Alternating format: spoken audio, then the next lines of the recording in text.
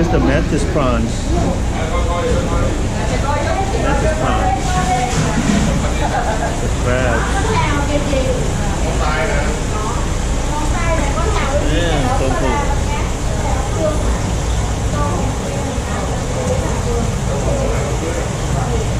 I have some octopus. Stay alive.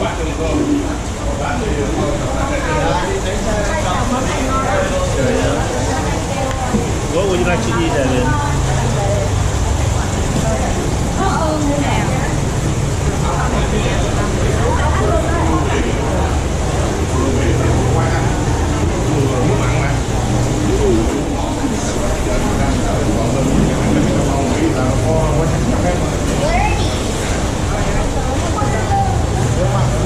Look at all these octopus, Evan. Want to try to touch one? Why would you? Wait, can you touch one? Yeah, you can touch them. They might grab onto you. So you're saying they allow you to do that? Wow, look at all these.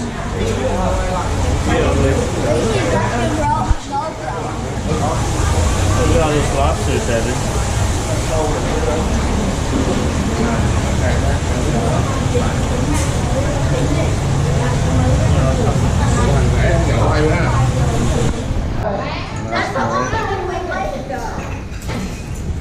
Here. Let's see right here.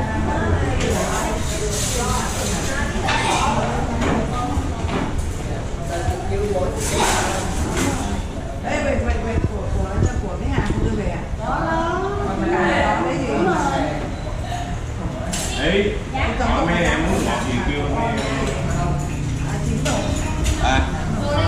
Cho chú một dĩa bò, 2 đĩa bò. Nó là ruột chín.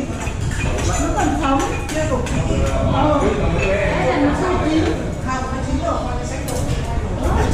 Các bạn ơi, đúng là phải chín thôi. Oh, I know how to break it. Should we trade spots? Yes. Why? Because you're not eating. I'll show you when my son is hungry. What I did is smash it on the chopstick. Mom still has her straw and she Chicken.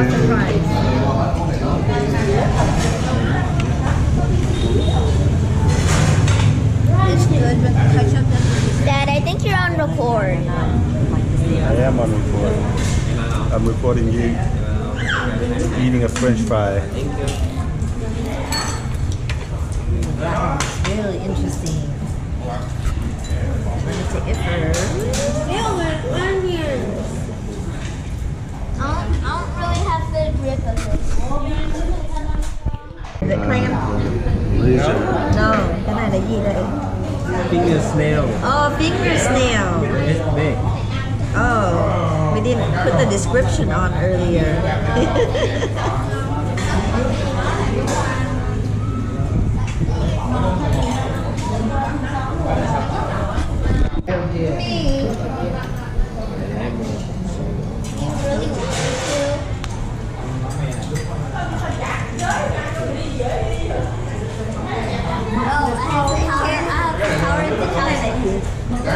Just like Bruce Lee. No, I have the